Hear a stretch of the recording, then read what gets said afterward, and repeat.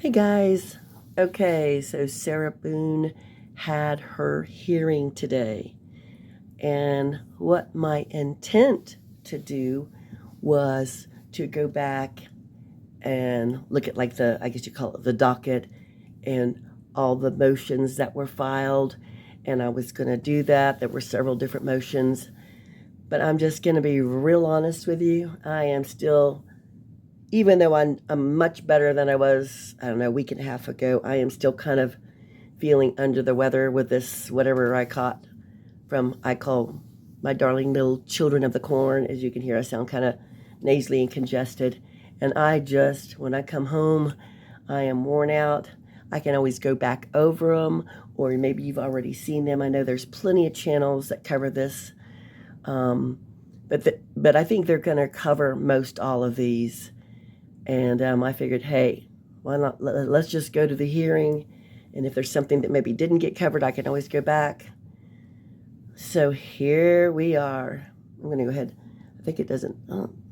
I have not actually watched this yet. And usually I do. So this will be us together unless you've already watched it. And I'll fast forward if it seems like it's going to take a while. But look at Sarah. I don't know what it is. The first thing I saw that hit me was that her size small top. Remember in one of those, she was complaining because she needed an extra small and because it revealed too much. And so, but we can't tell if it's revealing too much. But I'm just looking at her thinking about, I bet she just feels so special with all these people around her. I mean, she does now have 3 attorneys. Now, from what I read, I think they were men, but perhaps these are paralegals or something. But look at her. She just, she's just so tickled thinking, look, who's she grinning at? But this is going to be interesting. I hope I don't get too irritated. And I mean, I'm sure that her attorney is going to do everything he can to, help her as he should. Then everyone can say it was fair. But I'm just so, is anyone else just so tired of Sarah? There's going to probably be a lot of back and forth. I got to block some light there. But anyhow, I was trying to think of what some of the motions were. And maybe I read this one to you. Oh, what are they doing? Oh, well, I'll still talk till they come on. One of it was from the state saying that they didn't think that the defense should use the battered spouse syndrome. And so that's going to be an interesting thing. But also, I know that the defense had a motion for more, oh my gosh, I can't even think of my word. They'll probably say it here. More discovery or something, but I don't know. I feel like they probably gave them everything they wanted. And I'm just thinking of bits and pieces of what I read when I read the court stuff. And I think there was another thing where Sarah wants that dang phone. So there was a request for her to get the actual phone. Like maybe her attorney can get it, but it's like, what does she want from it? Did the state not retrieve everything that they were supposed to from it? So it'll be interesting to see if she gets her stupid phone. But I'm going to try to see if this light, I think oh no, I can't really control it. I'm sorry. Anyhow, I just wonder if she'll be able to.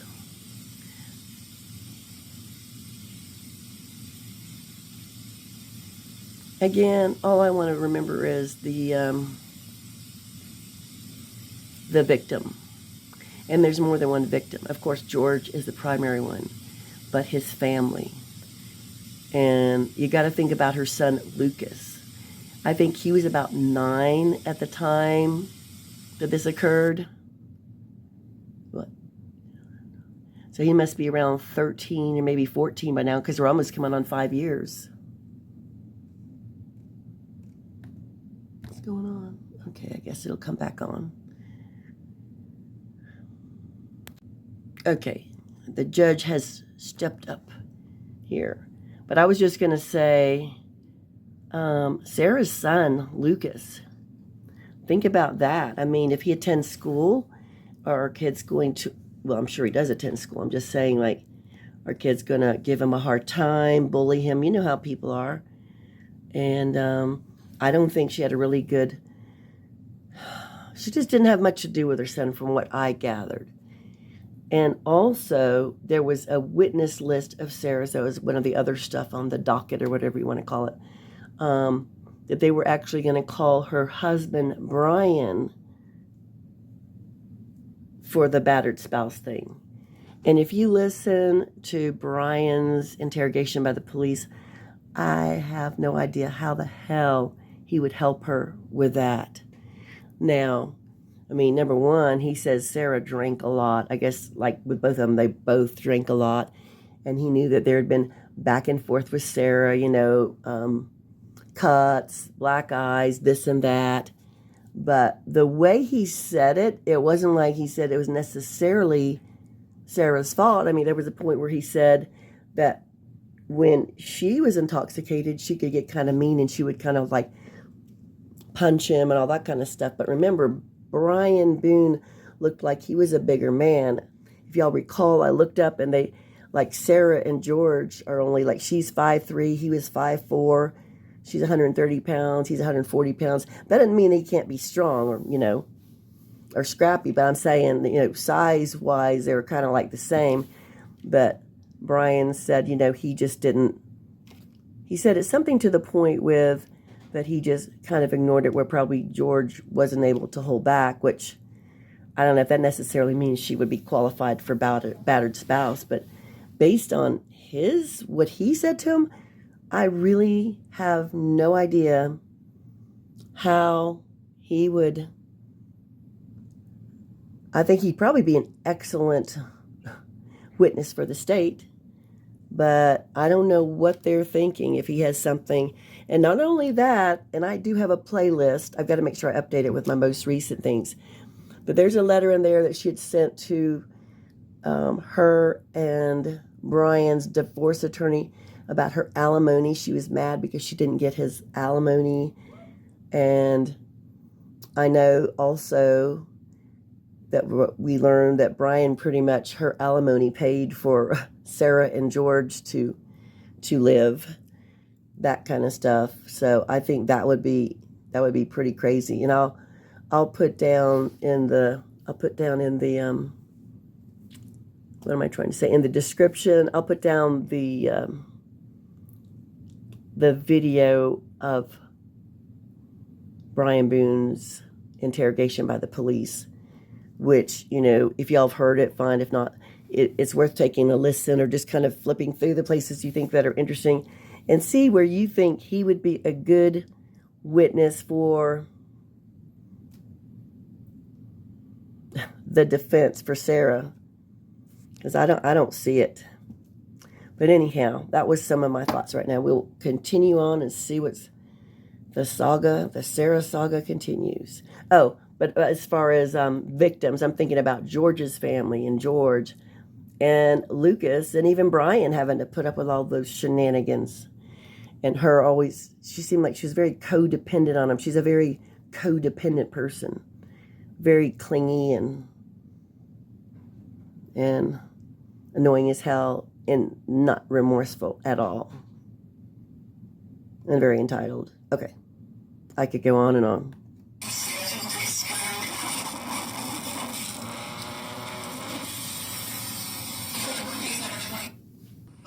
Messrs. Beck and Henderson for the moment. We seem to be getting some feedback. If they need to speak, we can address that if and when that's necessary. We're here this afternoon on a litany of hearings. The court did receive the state's response to the motion to return property, which was filed yesterday, and the state's amended notice or amended motion to strike the amended notice of battered spouse defense. The court was reviewing the authorities late this afternoon. Are there any housekeeping matters, state, that we need to address before we begin this afternoon? Not from the state. Right. Any housekeeping matters from your side of the ledger, Mr. Owens? Judge, I appreciate being here, and I just wanted to introduce my two assistants that are helping me, Shelby Andrews and Lauren Henderson. Afternoon, Hill. Okay, so his assistants. Anything else, sir? No. Okay. To the extent we may be hearing from Ms. Boone, ma'am, if you could, please raise your right hand, Madam Clerk. So God, I don't want to hear from her.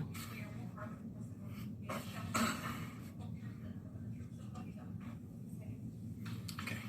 I believe that the first thing that was filed in this case, just as a matter of time, was the state's motion to, the defendant's motion for statement of particulars. That was filed on September 2. I've reviewed that. Mr. Owens, you may proceed, sir. Might have meant particulars. However you feel most comfortable, sir, but because we have your co-counsel appearing virtually, I would ask that you direct any argument into the microphone so that they might be able to hear it, sir.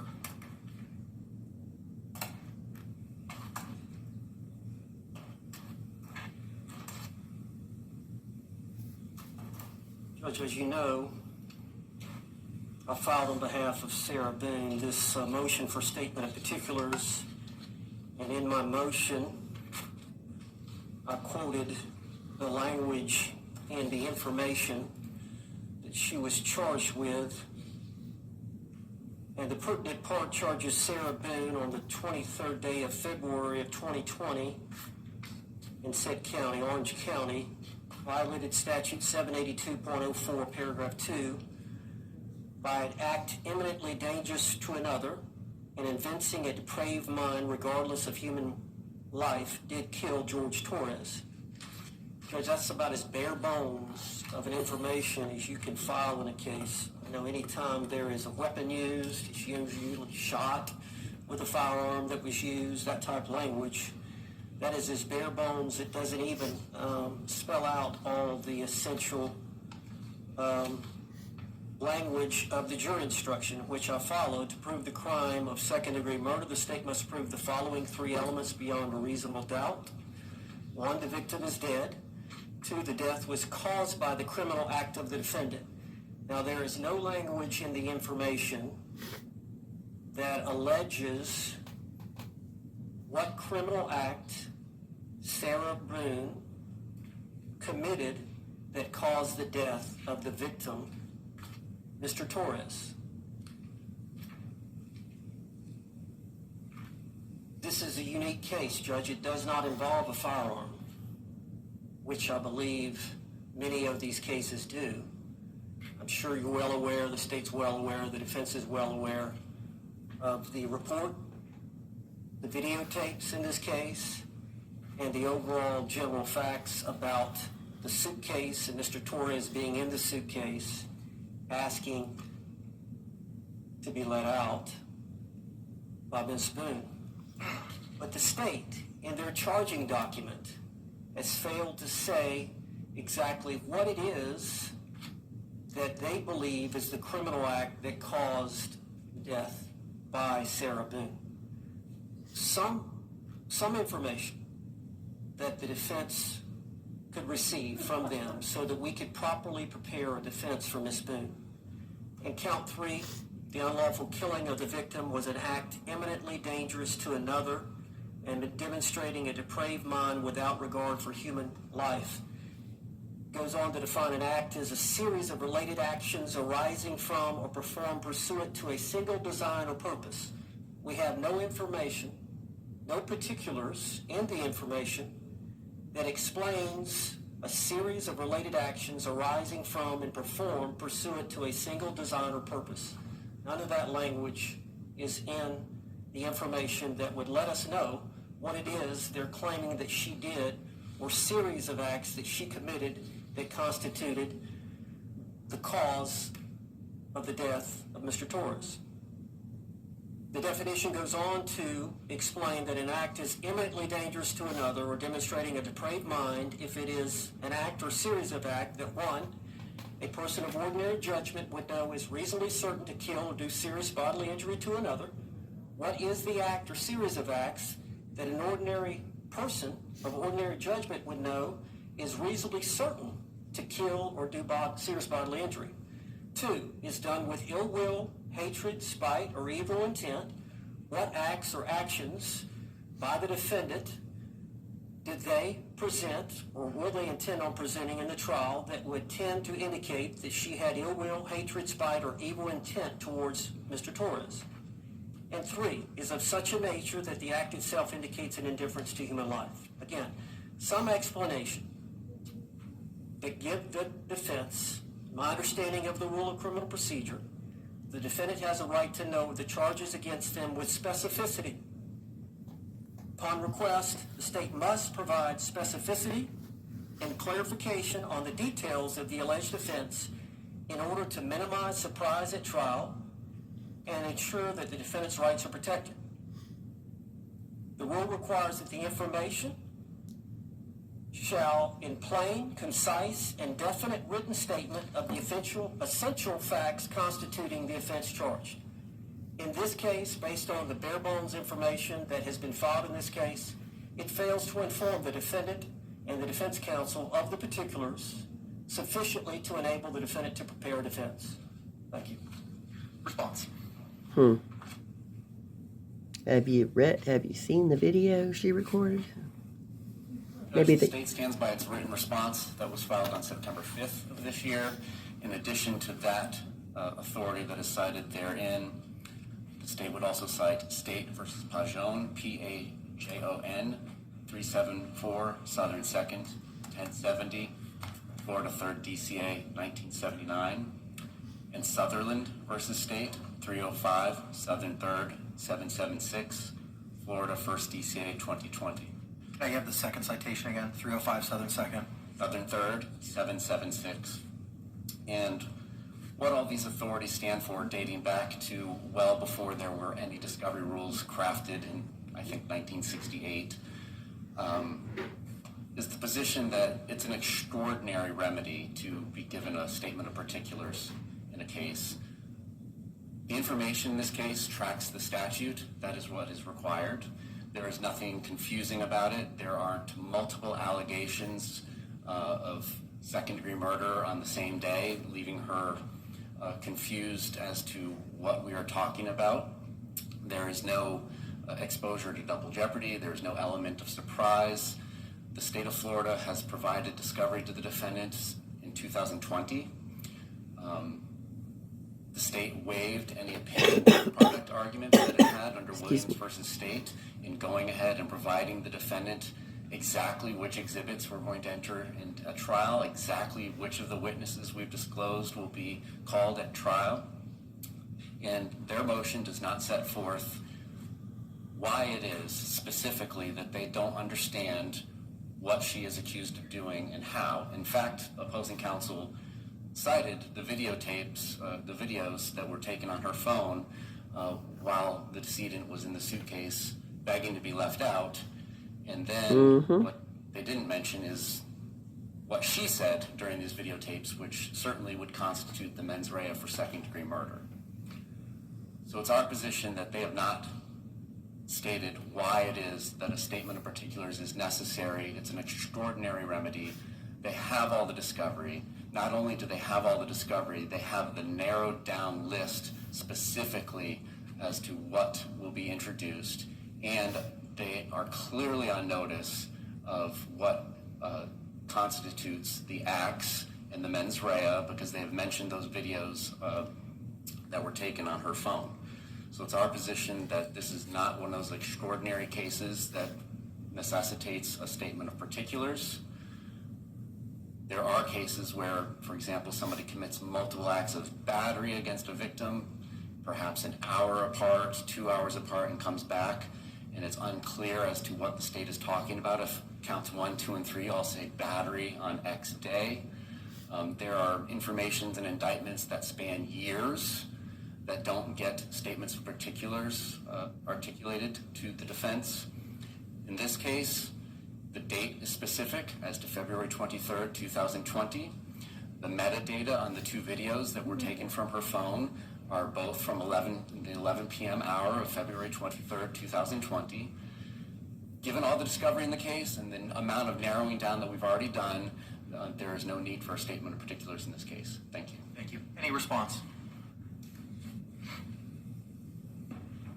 My understanding of the law is the court has broad discretion on this issue about whether to require the state attorney's office to give more particulars about the offense. And this is somewhat of a unique case, and the state attorney just mentioned where there was prior incidences of violence or battery that occurred prior maybe to the death, and whether or not that was relevant or admissible.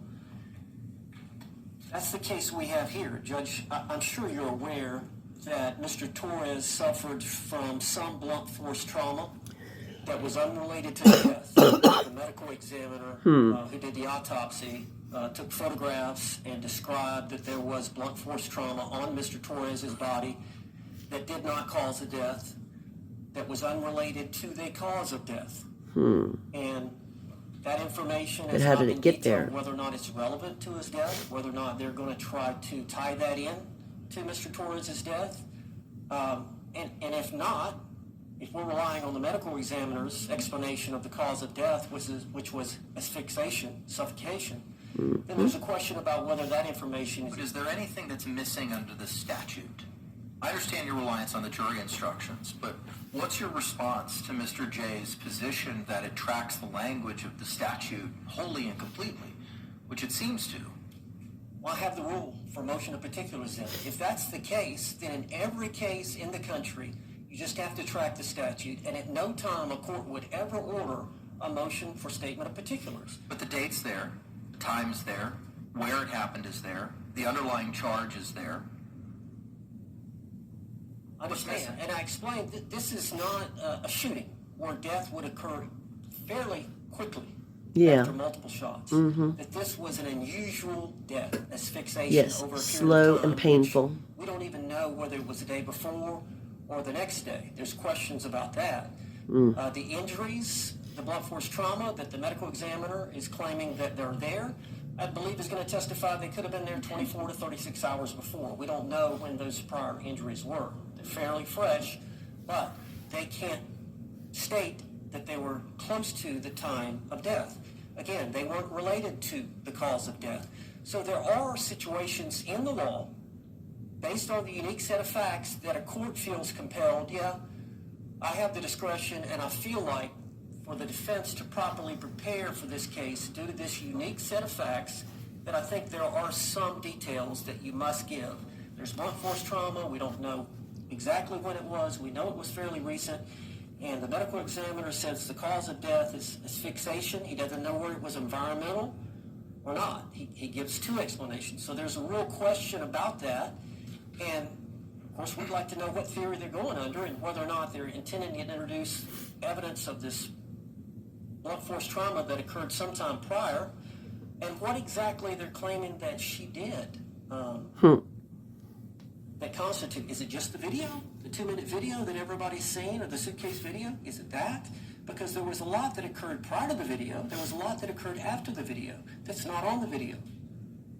So is that what they're referring to in this narrow window of just tracking the statute? And I go back to, there wouldn't be this rule in the criminal procedure if there wasn't a time when a statement of particulars was necessary. Thank you. All right, thank you, sir. The court has reviewed the motion, reviewed the authorities provided, including the additional authorities, State v. Pajan, 374 Southern 2nd, 1070, and Sutherland v. State, 305 Southern 3rd, 776, and relying on State v. Peel, if the indictment is sufficiently full in its allegations of fact constituting the crime charged to enable a person to plead to it, the greater part of the reason for allowing particulars does not exist. The application was not so much for a bill of particulars as for a detailed statement of the evidence by which the state proposed to prove its case. If the defendant was advised of the nature and the cause of the accusation against him and had notice of the dates on which the acts constituting the offense were committed, there was no necessity for the bill of particulars. All this information was given in the indictment. That is at 154 Southern 2nd, pinpoint 912. It sounds like, based on your argument, you're looking for the particular evidence as to the cause of death and the meaning of the death, which, based on Peel, is not something that falls under the ambit of a motion for particulars. So reliance on State v. Peel, understanding the age of this case as well, understanding there have been multiple lawyers who have filed responses denying the charges in their notices of appearance, your motion is denied, looking at the totality of the circumstances. All right. Moving now One for the state.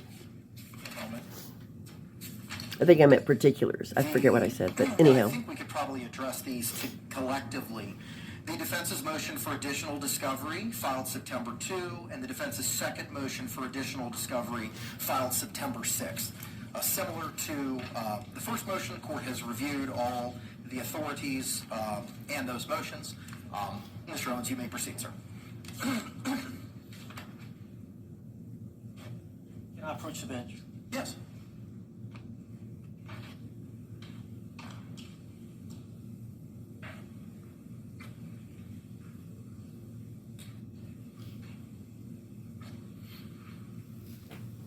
Thanks, sir.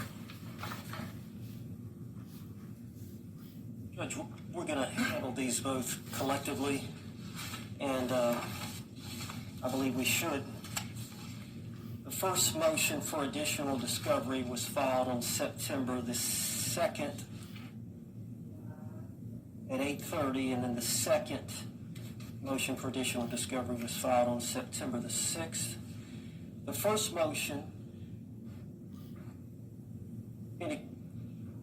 refers to the rule 3.220F for additional discovery. On a showing of materiality, the court may require such other discovery to the parties as justice may require.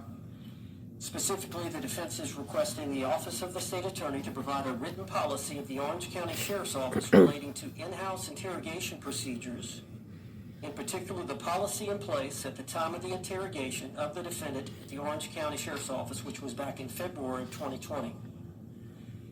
And then the second motion for additional discovery, specifically the defense requests the Office of the State Attorney to provide the standardized Miranda rights written policy, the form, and the card of the Orange County Sheriff's Office relating to Miranda rights, form utilized and read directly to any suspect before the interrogation. Now, the argument by the state is well taken. The defense does have a duty to try to gather the information independently of the state attorney's office. And we did make a request to the Orange County Sheriff's Department back on September the 10th.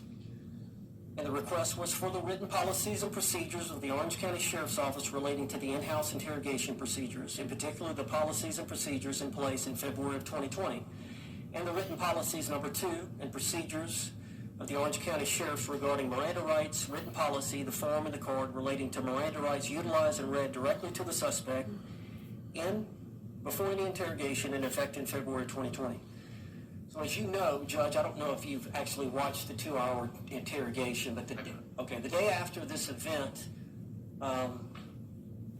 she was asked to come down to the Orange County Sheriff's Office under what my client believed was something other than an interrogation. When she got there, she was directed into a room, and I don't know, like you said, you haven't had a chance, but there are some serious issues about where... Okay, I'm just going to say right now, like I said the whole time, multiple times, when she went in there for that 2-hour interrogation, let's face it, we know, because Sarah always thinks she's right, that she was going to go home. And as I keep saying multiple times, at any time, she could have said, stop, I need an attorney. But she was so filled with telling her woes and her, everything that had happened to her, and also how wonderful she was, and blah, blah, blah, yada, yada, yada. I think that's on her. I don't know what they think, because I feel quite certain they did read her Miranda rights in there. We'll make sure, but no. But I know that he, being a defense attorney, he's doing everything he can to help her. I mean, good for him, but oh, Lord, I hope there isn't too much of this back and forth. I mean, if it's fair, if it's something legit, I guess so. Let's go on. Whether or not that was coerced, whether or not Miranda rights were fully read, I do not believe they were. I believe some of the statements that the lead detective said before she started the Miranda rights are coercive. She was in a room where she could not leave with 2 homicide detectives. One was wearing a firearm, and Oh boy. she acquiesced to authority based on an improper reading of Miranda. I wanted to file motions to that effect. We've got trial coming up October the 7th. I wanted to wait to get those policies. I wanted to wait to get the Miranda rights forms. The homicide detective actually reads it from a card. And I believe she read it incorrectly, and she left out the main question at the end. So the proper thing to do is to get that information and make sure it's verified before you file, in good faith, a motion to suppress her statements. Well, the state attorney has tremendous power. I've made this request, what was it, September the 10th. Now it's, the 19th. And I'm in line with other public records requests there at the Orange County Sheriff's Department as to when I get this information. The state attorney could have gotten it the very next day if they would have made that request. That's why I filed the specific motion for the additional evidence. Time was of the essence. The court denied my motion on September 3rd to continue the case. We've got about 18 or 19 days left for trial.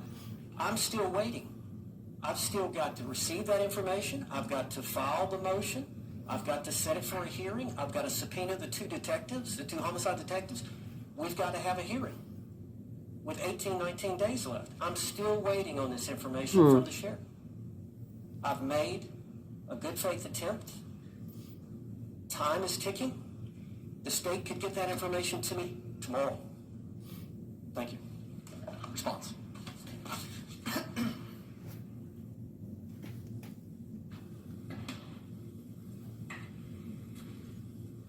Your Honor, it's not Mr. Owens who's on trial, it's Sarah Boone.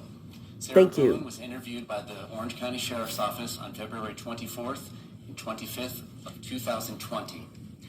Now, some 4 years and 7 months later, there's this exigency, not created by us, created by them.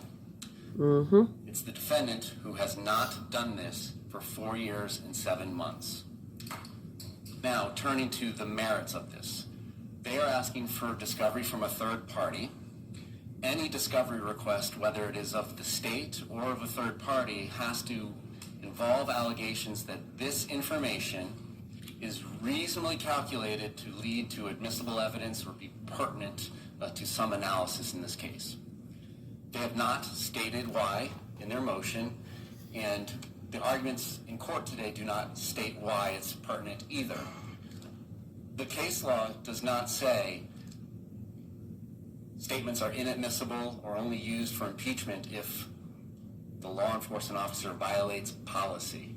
There's no case law that says statements are inadmissible or only used for impeachment purposes if they don't read from their Miranda card properly. What the case law states is statements are inadmissible if there are Miranda violations and only used for impeachment, or if statements are involuntary, basically through promises, then they can't be used for any reason. But nowhere in this analysis does it matter to any degree what a standard issued Miranda rights card looks like or what their policy is on interviewing. What they do have and what the defendant has had since February or April or whenever discovery went out in 2020 was a videotape of these interviews. There has been absolutely nothing stopping anybody from filing a motion to suppress if they believed under the case law relief could be granted under the law. And the law does not have any analysis regarding standardized issued Miranda cards or policies of law enforcement agencies. And I don't believe that's admissible at trial either. If they did not violate the Constitution of the state of Florida or the United States in compelling an involuntary statement or by violating the dictates of Miranda versus Arizona, then Questions about whether they read from their right standard card or if they violated policy should not be admitted in trial, because it does not help the jury understand whether or not an element of the crime has been proven. It's not a part of the lengthy jury instruction now that we give about defendants' statements. There's nothing in there about, well, did they violate their Miranda card? Did they violate their policy? So first of all, the state's position is they have not asserted the materiality needed to get discovery ordered by this court, which would be reasonably calculated to lead to admissible evidence or to lead to it being found inadmissible by the court. And then secondly, it's on them to conduct this discovery, and coming in and saying that I can snap my fingers or not snap my fingers and get it for them instantly isn't evidence either. So it's our position that their request should be denied, primarily because it's immaterial, and then secondarily because it's on them. She's been aware of these statements since February 24th and February 25th of 2020. Thank you.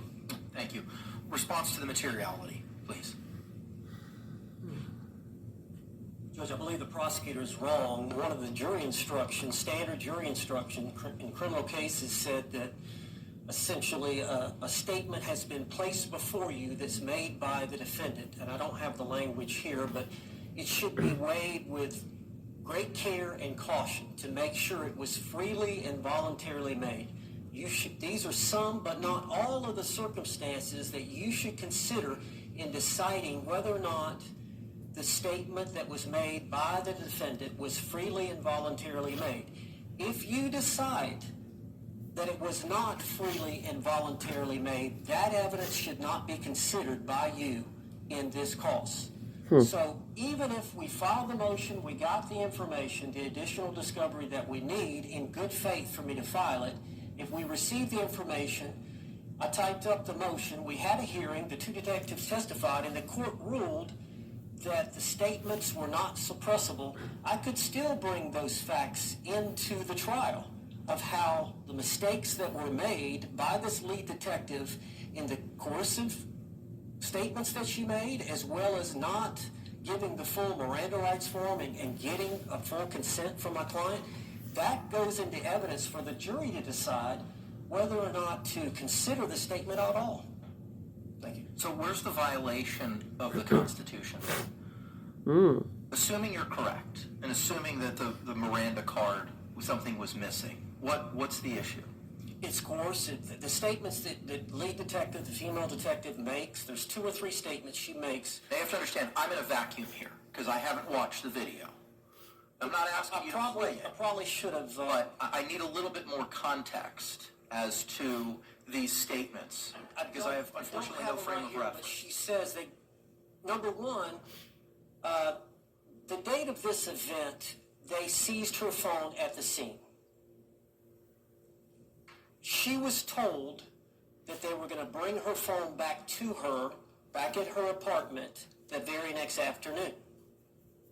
The female detective called her, or Sarah called the female detective about the phone. The female detective said, I'm pregnant, I'm not feeling well, I don't want to drive out there to give you your phone. Would you please come to the sheriff's department so that we can give you your phone? Sarah Boone got there and saw that there was a desk or a place there to retrieve the items, and she saw the male detective and said, is this where I go to get the phone? He said, no, we got it back here in this room. Come back here in this room and we'll get it. When they walk back in there is when the video turns on, and now they're in the interrogation room. She's got a list. Sarah Boone has a list of things that she was wanting to ask them. Yes, she did. The detective says, look, we got the autopsy back from the medical examiner. We've got to talk to you about that. 2 times she said, we must, I don't think it's must, we got to talk to you. He goes, okay. So I got to read you these Miranda rights again. And again, she had read them. There was a statement that Sarah Boone gave. Of course, she gave a general statement to the first deputy that responded to the scene. She was wearing a body cam, so that deputy had called the 2 homicide detectives, but it took them a while to get there. So she asked Sarah Boone what had happened, and Sarah explained that situation. After the detectives got there, they took a general statement from Sarah, but at some point they got into one of the squad cars. And I believe it was Sarah Boone. I believe it was the female detective and the male detective. And she was read Miranda rights, again, incorrectly, and she gave a statement. So now the next day, she's back in the interrogation room with the two deputies, the two detectives, and the lead detective says, we've got to talk to you about this autopsy. Giving her the impression that's what they were going to talk about. But I've got to read you these Miranda rights. And she said something, and Sarah said, protocol? Because they had told her in the first Miranda rights that this is just protocol. We have to do this before we speak to you. And she said, yes, protocol. So based on those statements that we've got to talk. You have to talk to us. We've got the autopsy. Led Sarah to believe that they're going to talk about the autopsy. In addition, then she starts in the Miranda judge, she made a mistake on it. I don't know if it's an honest mistake, but in her probable cause statement, she said, I read the rights verbatim. The constitutional Miranda rights I read to her verbatim. That is not true. Fortunately, we have it on audio. Fortunately, we have it on video. Great. There is a legitimate question about whether that statement, that 2-hour interrogation, is admissible in this trial. That's what I'm going to show the court. I'd like to get their policy just to see. What does the policy have to do if those statements were inadmissible?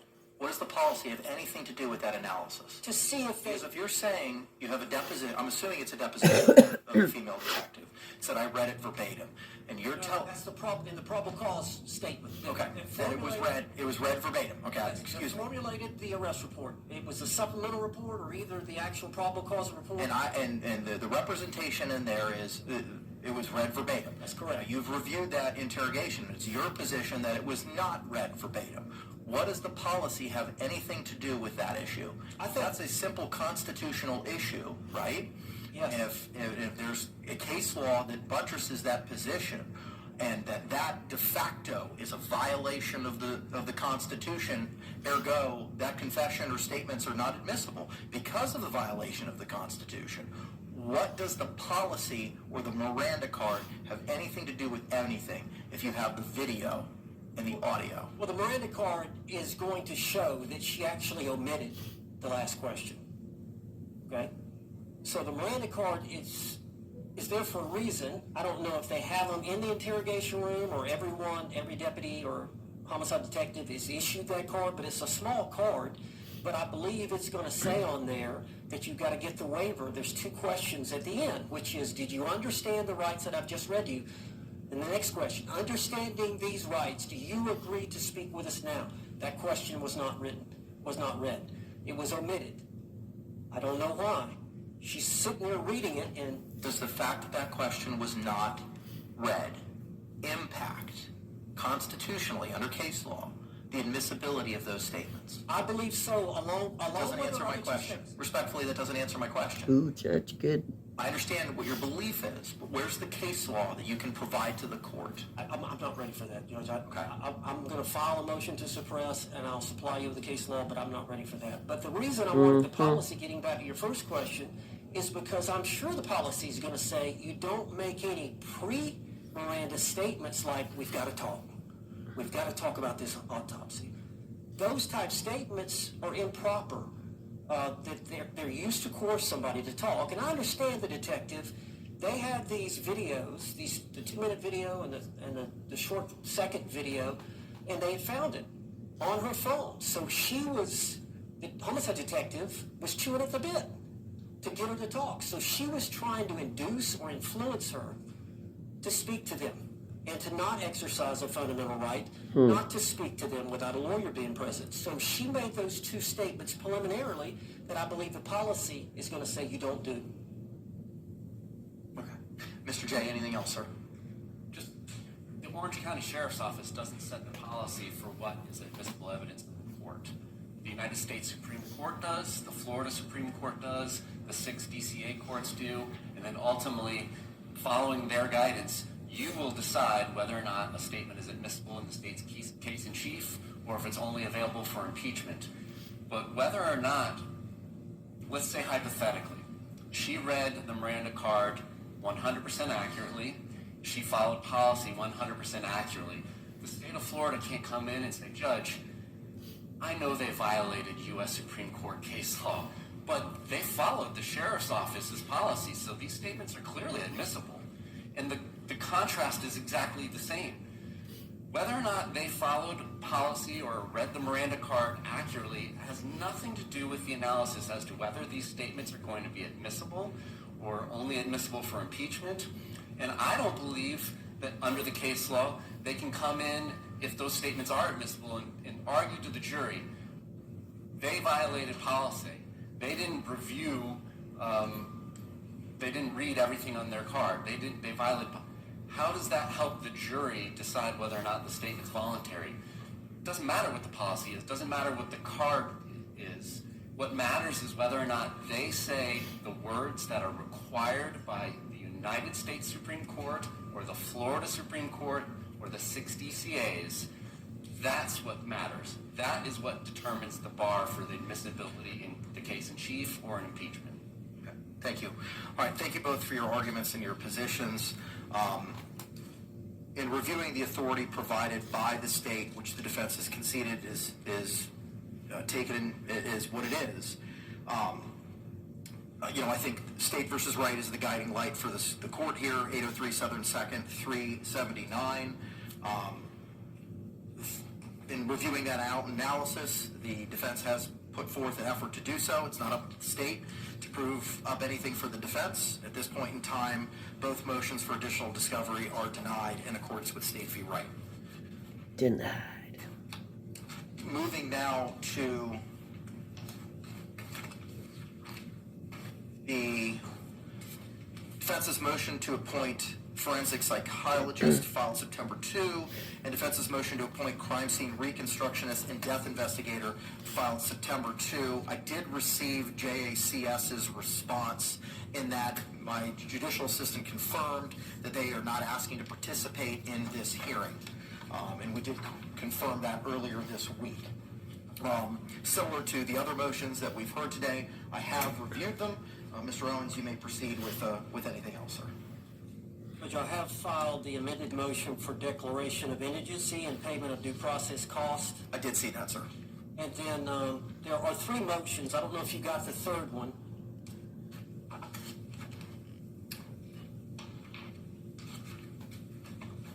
Oh, are you referring to the motion to return property? No, relating to cost. Relating to cost. I don't know that I have. I'm just going by what the notice of hearing reflected. So, no, I don't. I filed a second amended notice of hearing. I don't know if you got that. Was it forwarded to my office? Because if it wasn't, I don't know. I'll have to ask Margaret. I don't know. Okay. But I filed a second amended notice of hearing. Can I Please. see my copy? And Mr. J, have you seen that, sir? Understood. Thank you. Judge, what I had done Don't was see I a date had... on here, Counselor. When was this sent? The certificate of services contains no date. Mm-mm. filed this afternoon. Okay. This morning. Okay.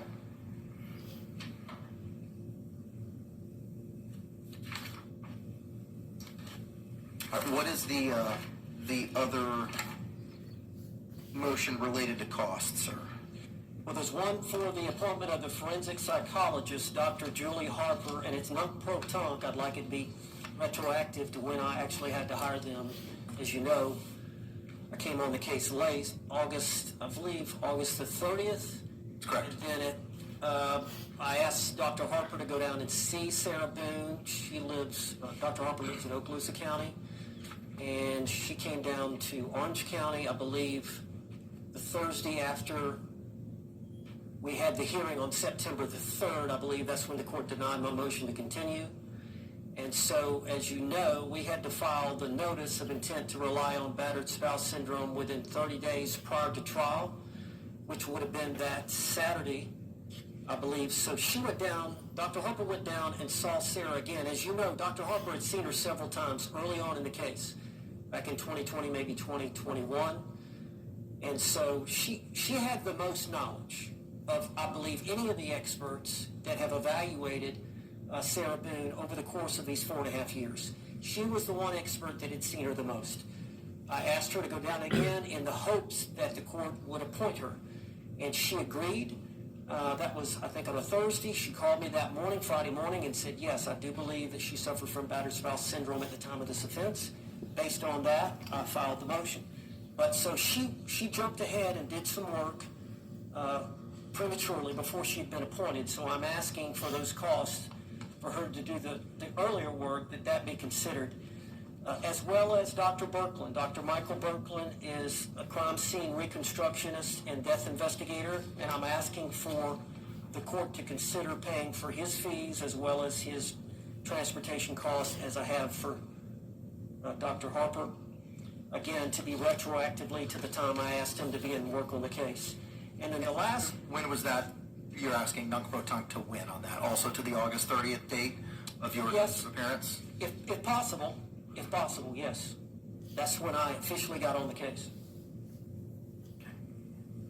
Now, as to the third motion for costs, I don't have a copy of that, unfortunately. John Bruce. Yes, please. Judge, I mentioned this expert, Dr. Michael Brannon, in that hearing that I think we had on September the 3rd. He's a clinical psychologist. If you'll recall,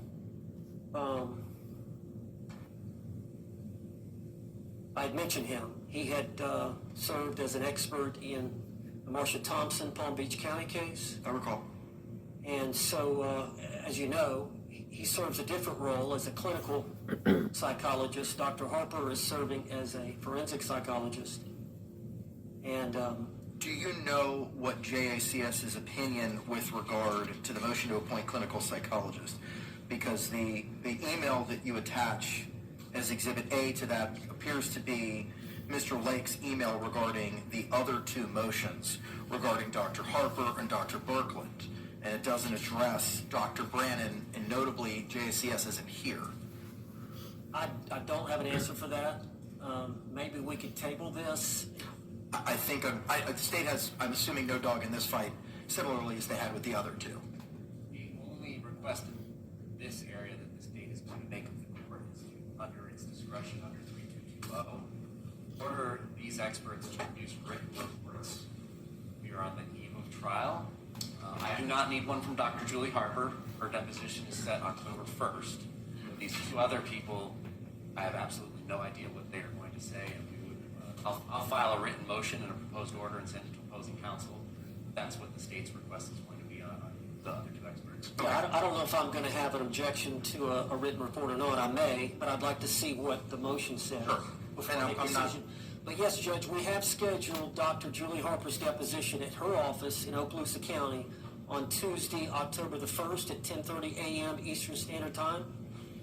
Is that in person or is that virtual? Is that in person or is that virtual? I believe it. Okay. The state's flying in, and I'm going to be there, Judge. That's the county over for me, Santa Rosa County, so about an hour drive for me, so I'll be there in person. We're going to have probably Kevin Beck that's going to appear by Zoom. All right, so here's what we're going to do.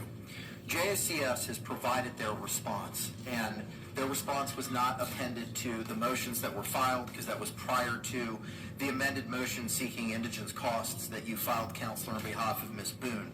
I'm going to hand file with the court now the September 9th correspondence from JACS reflecting that can be utilized in lieu of a formal response.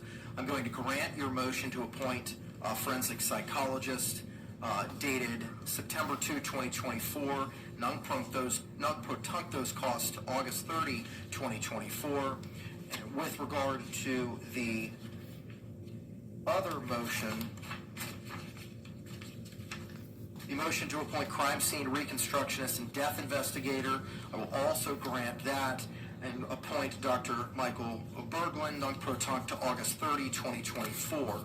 With regard to the motion to appoint clinical psychologist, when was this motion filed? Similarly, the certificate of service does not reflect a date. Let us check real quick, Judge. Sure. Give me a minute. Yeah, you're good.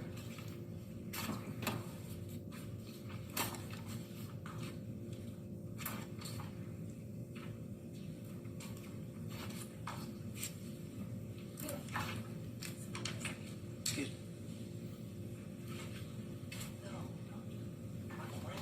It had to be filed.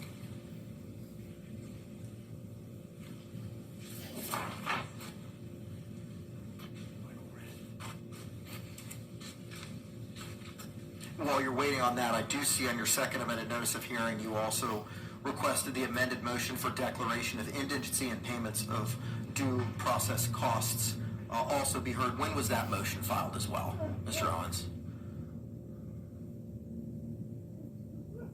It was filed just prior to filing these amended ones. Or the- It had to be filed prior to my motions for appointment of these experts. Give me a second.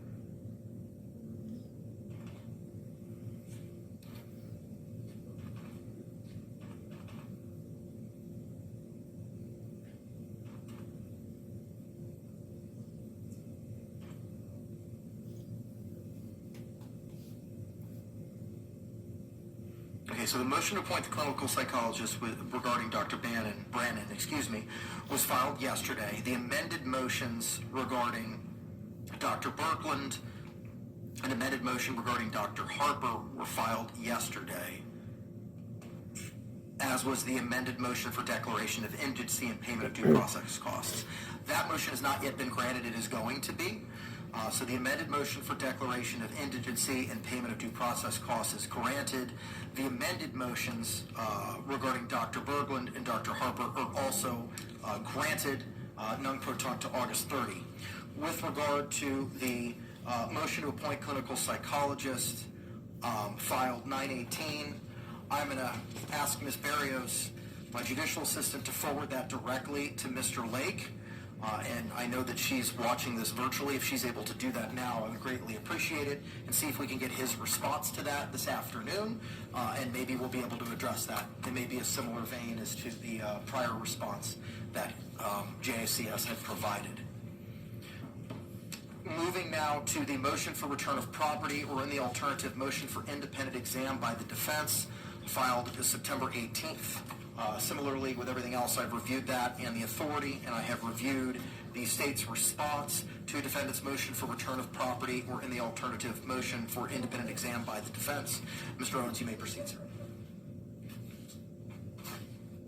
Judge, I believe the state's response is well taken, and I believe that what we need to do is get an expert of our own that can do the phone extraction and meet with the state attorney and the sheriff's department and extract the data, all the data that we need from her phone.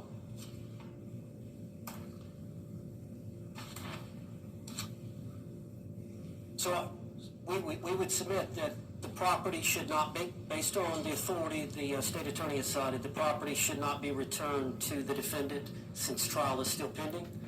But in the alternative, we're asking for an independent exam by the defense. Response, if any? As the state has stated in open court while she was pro se, that is absolutely fine. And I've even suggested a name. Has the defense ever performed an evaluation of the phone? And the reason I ask is there were prior experts that were appointed in the realm of electronic evidence. Mr. Cacciatore may have the answer to that question. I don't, but I know that the state, as I stated in my response, we've never prevented anybody from doing that. And as the homicide supervisor, everybody in the unit knows how to go about doing this and allowing a digital forensics examiner hired by a defendant to go work with the law enforcement team and get another imaging if they are not satisfied with the imaging that has been provided. Mr. Cacciatore, good afternoon, sir. Can you hear us? And if you can you announce your presence for the record, please?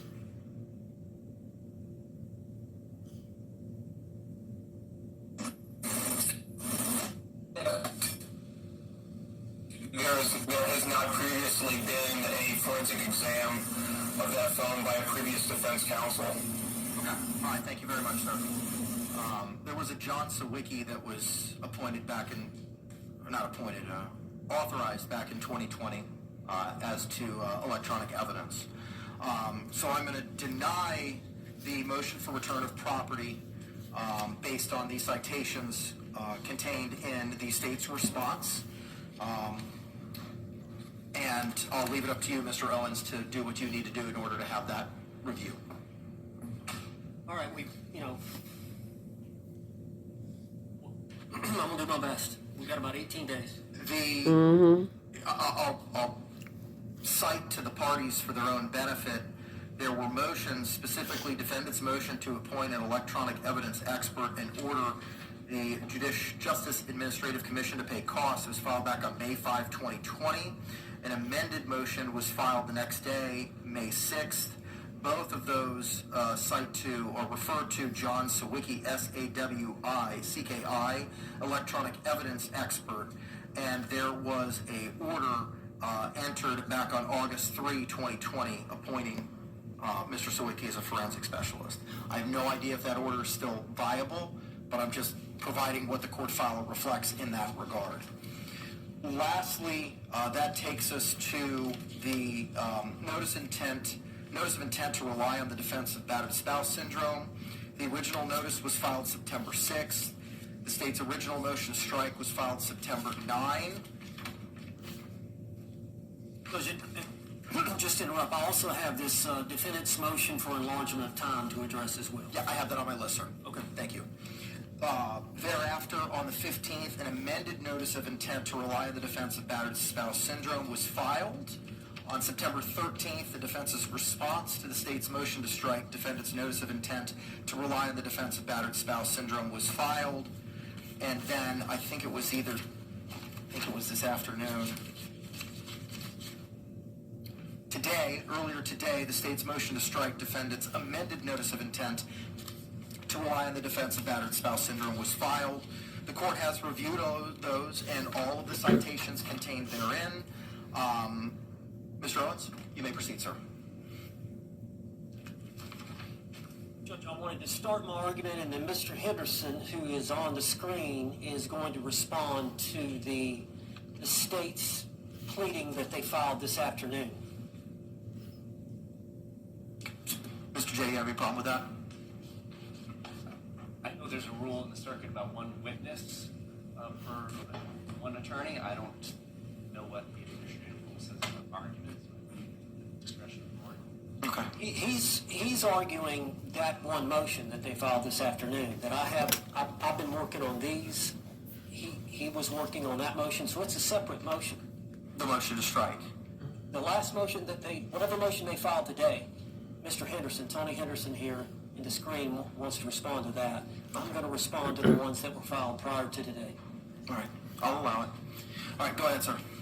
Judge, as you know, I filed my notice of appearance on August the 30th, I think 38 days prior to trial, knowing that the court had already made a ruling that you would not grant a continuance unless there was some type of exceptional circumstance, and Sarah Boone hiring or retaining or somebody pro bono coming on the case and representing her did not constitute exceptional circumstance.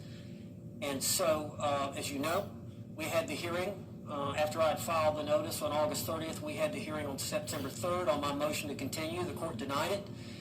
At that time, I explained to the court that I believed, after my meetings, I think I'd had 4 with Ms. Boone, that she met the criteria for battered woman syndrome, but that I needed an expert, and we were vetting several experts at the time, 4 or 5 that we were vetting, and we needed more time to essentially pick somebody to go out and do an evaluation and assessment of Ms. Boone to determine whether or not they would give an opinion that she suffered from that. Because, and I understand, the court denied our motion, so that left us with, we still had to give notice to the state attorney 30 days prior to trial of October 7, which I believe was going to be September 7, which fell on a weekend, which was that Saturday, I believe. So we got out of the hearing. I think the hearing was on a Tuesday. We had 4 or 5 days to file this notice, timely file the notice. So looking at the file, I realized that Dr. Harper had the most time with Sarah Boone. Early on in the case, I think when Mr. Padilla was handling the case, she was appointed by the court to do an assessment and evaluation. And so I reached out to her, and she agreed to come down a couple of days after we had that hearing, and she met with and assessed Ms. Boone. I've retrieved all the notes, the prior notes, and then the notes from that meeting. And then on Friday, I spoke with her. That Friday, which I believe was the date that I filed this notice, September the 6th. That Friday, I spoke with her on the phone and immediately went down and filed the notice of intent to rely on the defense of battered spouse syndrome. We made allegations that Dr. Harper had formed the opinion that at the time of this offense, that Sarah Boone was suffering from battered spouse syndrome. And at that time, we gave the name of Dr. Julie Harper and her address where she could be found and located. And of course, the state has set her deposition for October 1. Now, the state has filed a motion to strike the notice of intent, alleging that we didn't give sufficient facts or evidence. But Judge realized at the time, I was simply trying to get it filed because the last day was the next day, Saturday. And of course, I had just gotten discovery. Judge Creighton, we have not finished reviewing all the discovery in this case. He needs more time. That's what he's trying to say. They want a continuance. Will the judge give it to them?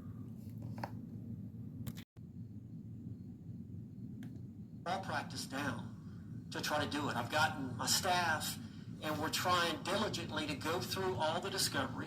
Mm-hmm. At the same time, we realize that we've got to establish corroboration of the battered spouse syndrome from eyewitnesses, from medical records, from potentially neighbors, court records,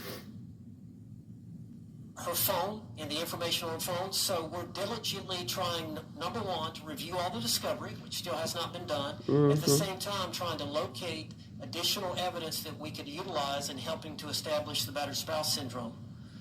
In addition, the state attorney yesterday filed a notice that they're amending their discovery, and all the jail phone calls, or I think they have the ability not only to call, but they have a tablet and they can text back and forth with third parties, that they have disclosed that they have, I guess, 4.5 years worth of communications between Sarah Boone and parties on the outside, and that some of that may be relevant to the case.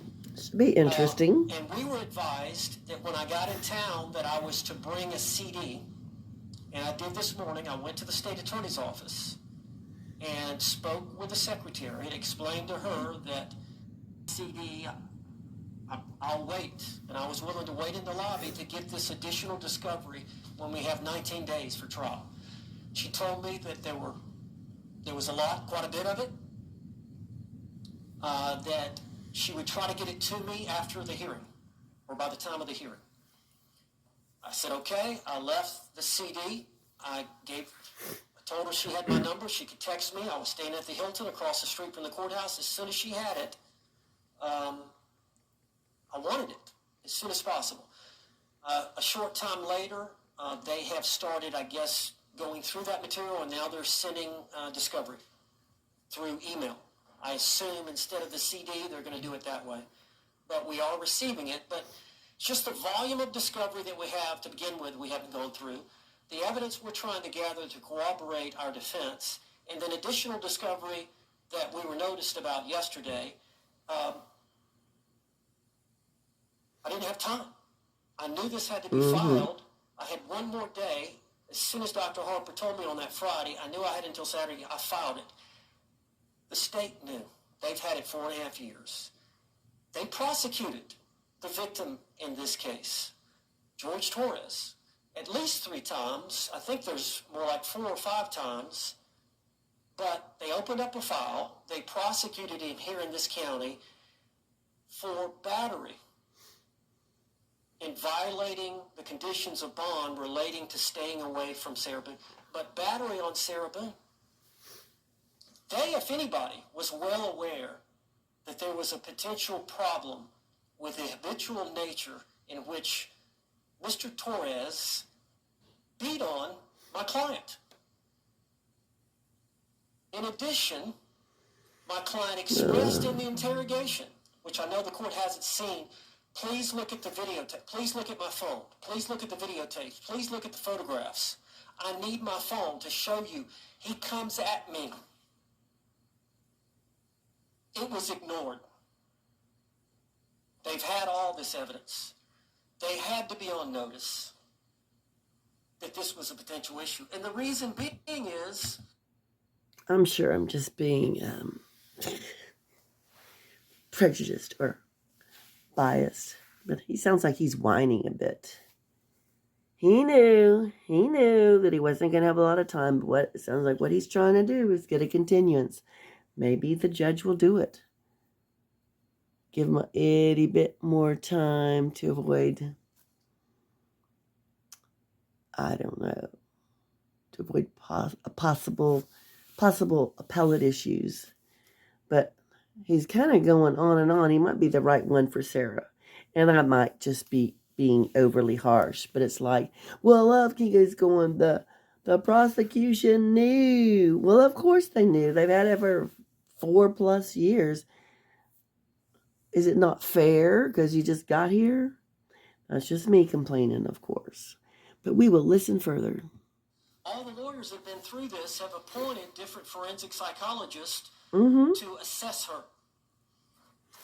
The prosecutor that's not here today, that was here on September 3rd, when I mentioned the problems that we were going to have, getting an expert this quickly to form an opinion, said, oh no, Judge, we're not prejudiced. We've already got an expert. We intend to rebut any said opinion by an expert that she suffers from a battered spouse. We're ready to go. We've got our expert. Such that they said, we don't even need a continuance. If, in fact, he finds somebody and they file something, a notice of intent to rely on battered woman syndrome, within the time limits, we're ready to go. We don't need to continue it. We'll have our expert. And as you know, they're requesting that their expert now be allowed to go to the Orange County Jail and assess Miss Boone, which they have every right to do. Yes, they do. Since we had filed this notice. But they indicated they would not be prejudiced. They indicated they were on notice. They didn't think it was going to happen 4.5 years, but it did. They knew all the prior abuse that Sarah Boone suffered at the hands of Mr. Torres. Oh, boy. I did the best I could, Judge. I filed it. I felt like I had to have an expert. I explained in general terms that she was psychologically and physically abused by Mr. Torres repeatedly over a period of time that led to this event. She did sound terrified that night. They filed their objections, which we believe is misplaced. The court, as you know, by that rule, let me find it.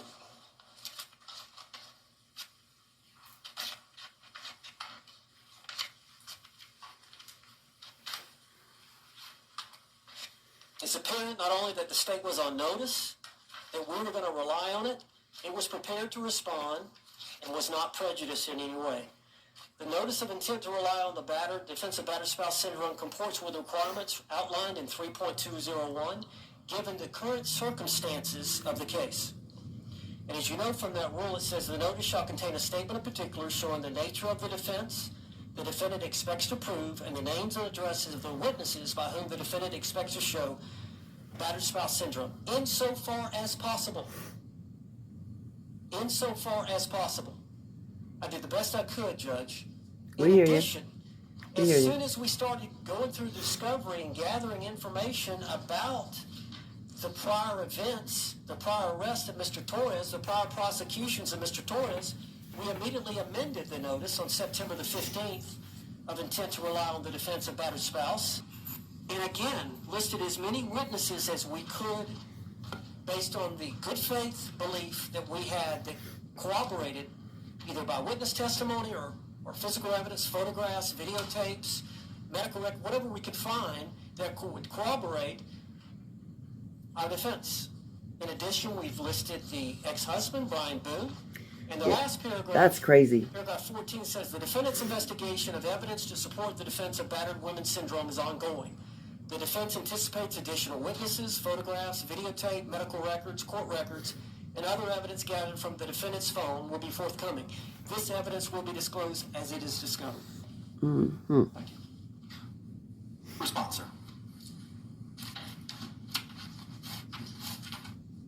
Judge, the state is not surprised by any of the evidence that has been in the discovery for years. I'm not going to belabor the facts in the discovery, but suffice it to say that the decedent and the defendant had a violent relationship, and generally this violence seems to be fueled by alcohol. We're completely aware of all of this domestic violence history, but that does not make a battered spouse syndrome defense any more than being mentally ill without showing more makes for an insanity defense. Their original notice was insufficient, and there's no reason to argue it since they've amended it. So turning to the amended notice, it still does not set forth what they are going to show that shows that she suffered from battered spouse syndrome.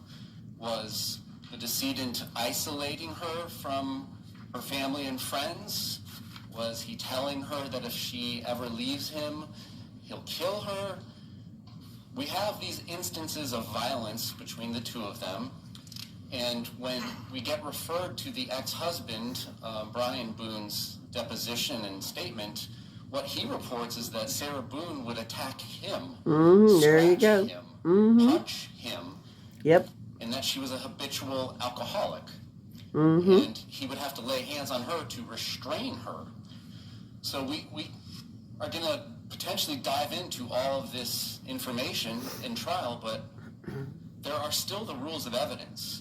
And the cornerstone for the battered spouse syndrome defense, which is a misnomer under the case law, because self-defense is defense, and battered spouse syndrome evidence is relevant to help a jury understand why it's objectively reasonable for a battered spouse to stay in a situation that puts them in fear of continued violence. The state, and wherein our confusion lies, is nowhere in any of the witnesses or any of the discovery that they have listed, exhibits that they don't even have been listed, medical records and so on and so forth.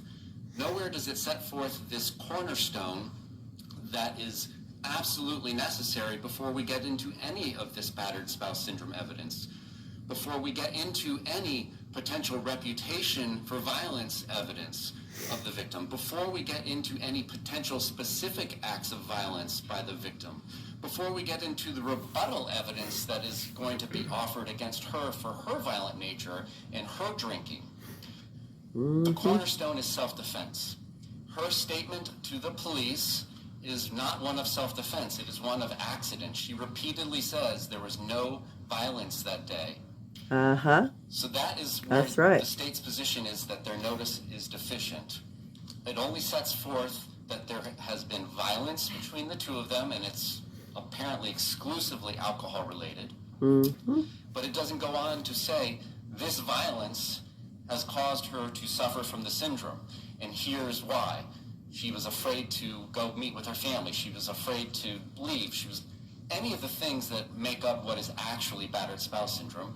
And moreover, it doesn't set forth the self-defense claim, which is the cornerstone of this. None of this comes in without a claim of self-defense.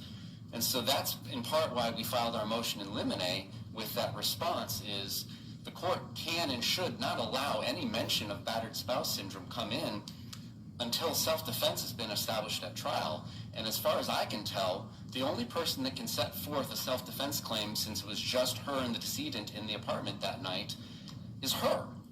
So she'll need to testify, and then she'll be impeached unless there's a ruling that the statements that she made to the Orange County Sheriff's Office are not only a violation of Miranda, but are involuntary and unavailable for impeachment use. That's what we're hoping to avoid, because we can't unring the bell during the trial. If they put on all of this testimony and evidence about battered spouse syndrome and about the past violence, and then we introduce evidence about her past violence against him and against Mr. Boone, it's hard to unring that bell. And even though King versus State, a 2000, I forget which year, 19 case allows the state to point out the things that are promised in a defendant's opening statement but then don't come to fruition, that doesn't unring the bell. So that's what we're asking for. We're asking for sufficient notice. The statement of particulars that is required by the rule, where is it setting forth there is a self-defense claim, and then there is going to be this shown beyond just the past violence between the two of them. Thank you. Judge, they're scheduled to take the deposition of Dr. Harper October 1, so they're gonna know fairly quickly what her opinion is. What's your response to Wagner? We're going to talk about Wagner, Judge, and I don't want to talk about that in a minute, but he's bleeding the argument into state's motion to strike the defendant's amended notice. And I would like for Mr. Henderson to respond to what he said about that. But Judge, I agree, there's two different issues here. The first issue is the sufficiency of the notice, and whether the notice is sufficient under the rule. The second issue from the court's perspective, is it applicable? And that's the hang-up that I'm having. that's not to be decided today. That's not Wagner, whether it's an accident or whether it's battered spouse and there was self-defense. That's not to be addressed today or not to be decided today. That's going to be based on the testimony from Ms. Boone about what was going on. But I'd like Mr. Henderson, if you don't, But that's not what Wagner stands for. Wagner didn't allow. Wagner struck after multiple amendments, and the court, and we can take judicial notice of it if you want to, the court has pulled the file from the trial court in Wagner and has looked at the notices that were filed in that case for the battered spouse defense. Ultimately, the female defendant in that case claimed that the firearm discharged accidentally.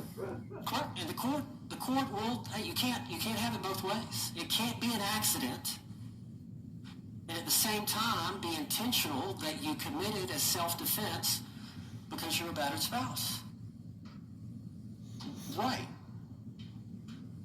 So how is battered? It's premature for them to be arguing the question of intent. But that's not what Wagner says. What Wagner specifically says, although the trial court found the third legally sufficient, the court granted the state's motion to strike the notice and precluded appellant from presenting the battered spouse syndrome evidence at trial. And the DCA says that the evidence underlying in that case was all accident. Specifically, the located. Battered spouse syndrome as admissible where the defendant claims accident rather than self-defense. We're not claiming accident. Well, then what are you claiming? Oh dear. Self-defense. But every case that you cite, Medina, Hickman, its progeny, all pertain to some act by the accused. And that battered spouse is an excuse, a justification, an explanation for those actions. How is your purported defense applicable legally? That's the reason we asked for the statement of particulars, Judge, so we could find out exactly what they were claiming that she did, what overt act or what omission. The overt act, was it zipping him into the suitcase? But was that the overt act that caused the death? all of the battered spouse syndrome cases talk about a defensive issue. Not meaning defense, your side of the ledger issue. I mean an action in defense. Wagner fired the gun. It was accidental. Hickman fired a gun. There was an act that was done by the victim or by the defendant in those cases. And battered spouse was used as an explanation for why it is that they did. How is that applicable to the case at bar? I assume they're going to say she overtly zipped him up in the suitcase. I assume they're going to say he was asking to be let out of the suitcase. He was. And she refused. She did. She failed in a duty to act. She did. Later on, she went upstairs and fell asleep. Mm-hmm. So it's either an act or an omission. But they're claiming an act or a series of acts led to the death of Mr. Torres, which they have alleged was directly caused by Sarah Boone's actions or non-actions. Mm-hmm. Sounds about right to me.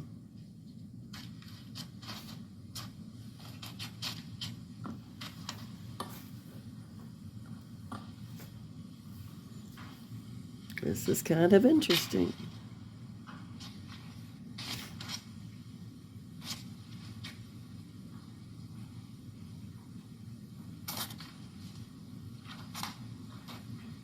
Hickman, the defendant, stabbed the victim to death.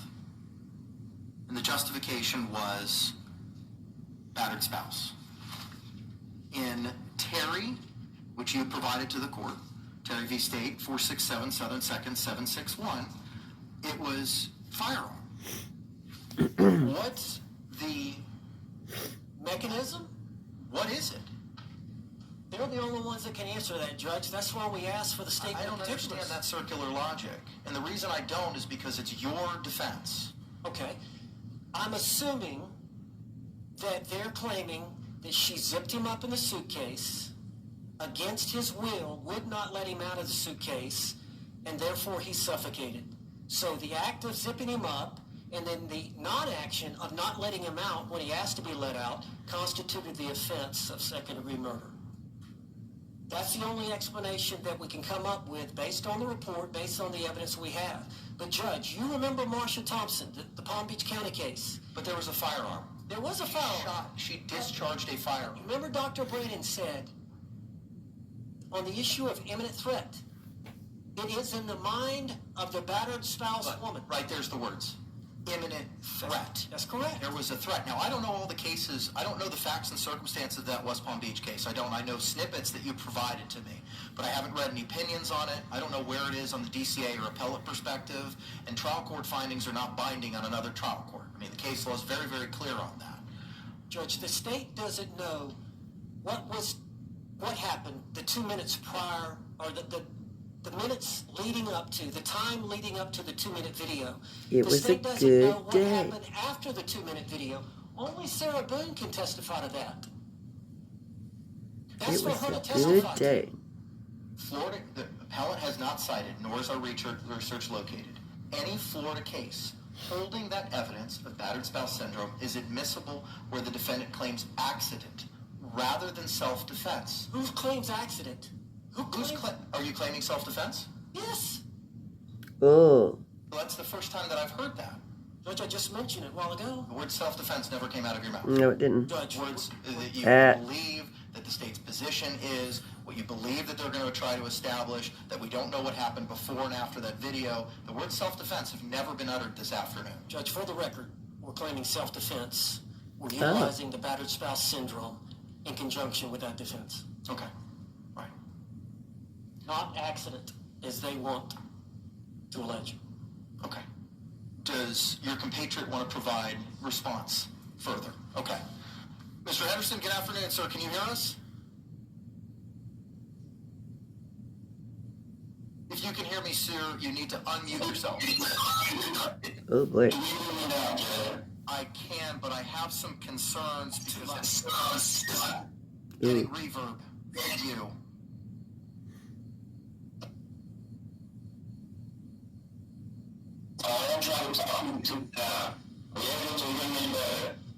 I am, but it's my Oh that boy. we're hearing back again through your microphone.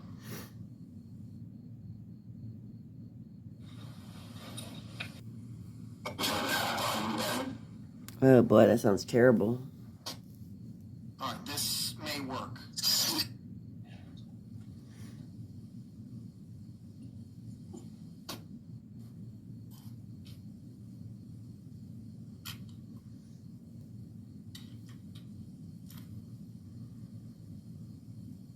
Mr. Henderson, we'll give this a shot, sir.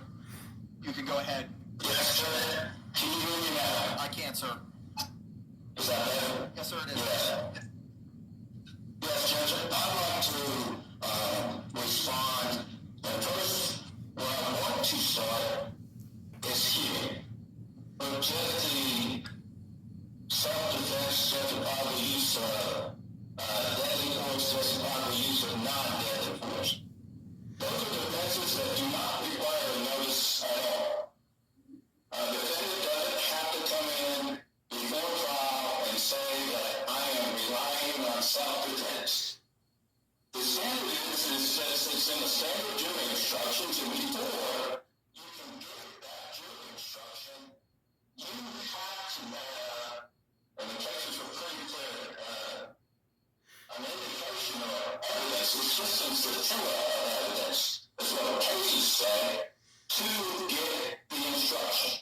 There's no notice requirement in self-defense at all.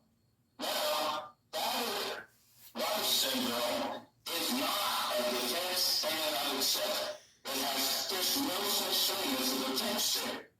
It is a part of a jury instruction, and the part of the jury instruction, and what it explains, is when you get to the point when you're starting to talk about imminent danger, and that because of this syndrome, they will conceive of imminent danger different than someone else. Because what the self-defense instruction requires is that the jury place themselves in the position of the defendant in those circumstances at that point. That allows us to help explain those circumstances. So the first instruction that you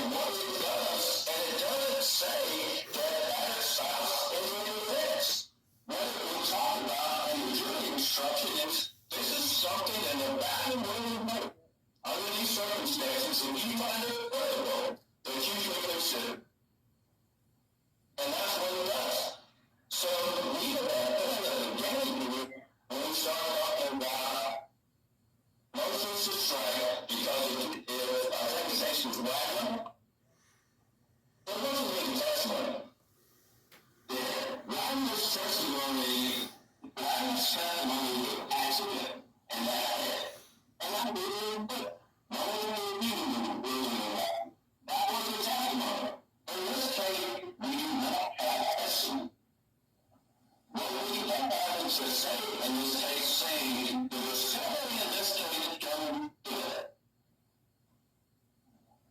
But that's not talking. These women actually better on the testimony. It's still kind of hard to hear, guys. I'm sorry. Mr. Henderson, we're having a difficult time understanding you, sir. Okay, I was going to say. I'm sorry, Judge. Is that better? Maybe. Madam Court Reporter and I were having a little bit of difficulty hearing you at the end. You seem to be projecting away from where your microphone is.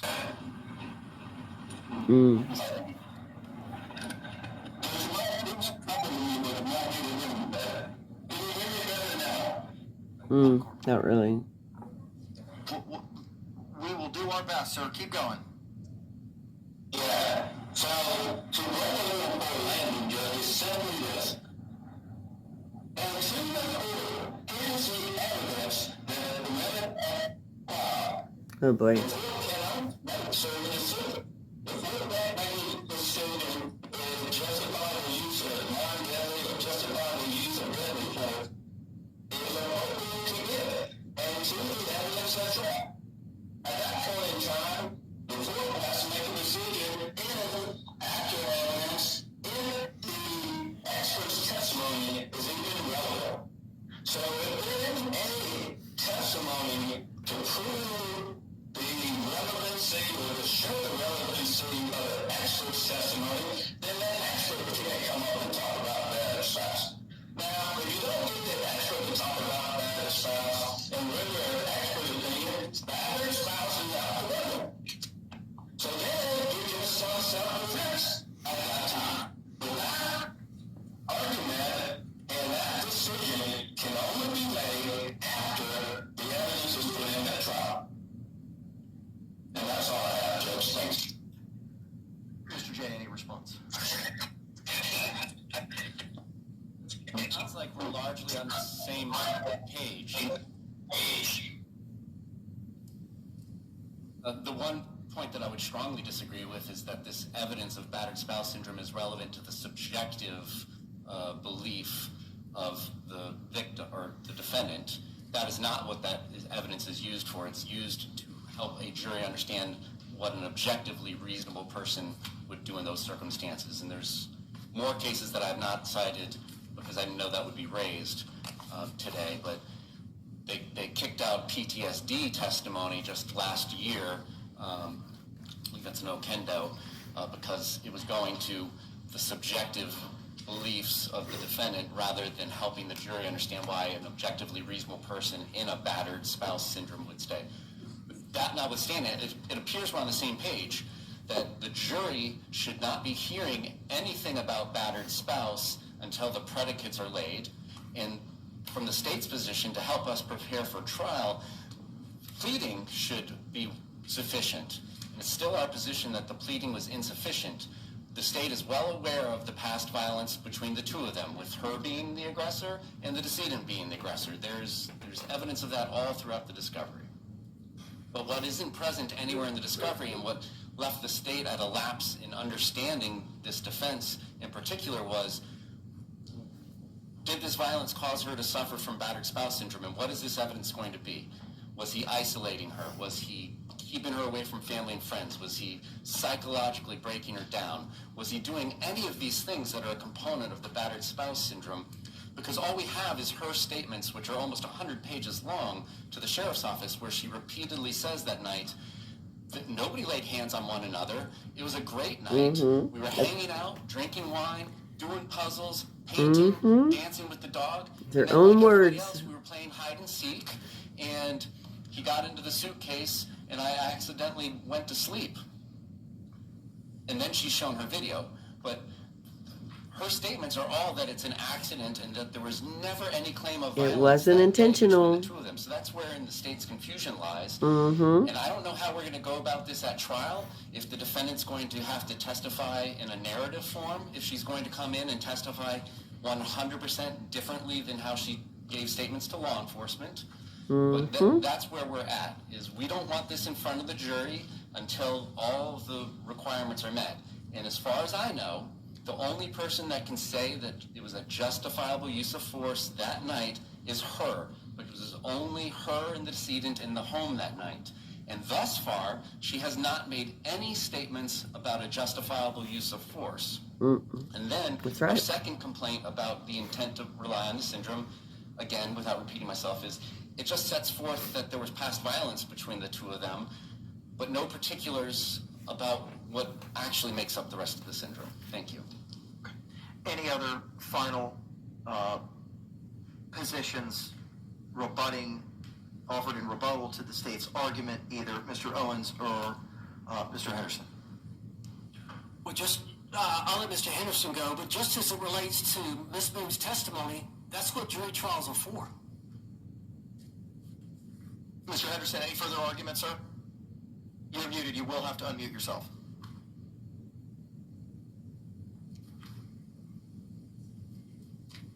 Mr. Henderson, you're still muted, sir.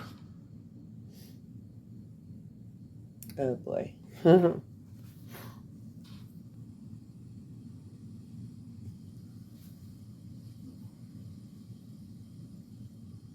sorry. Can you hear me now? Loud and clear, sir. Any other additional argument in rebuttal? Yes, Judge. The state is going to have the opportunity to depose the expert, Ms. Harper, who can tie those things together. That's why we have experts who know about these things and who have the knowledge, who can tie these things together and tell why she's of the opinion that she was suffering from battered spouse at that time. The notice is simply to require to let them know that we're seeking this avenue and here are the witnesses that we're using to seek the avenue.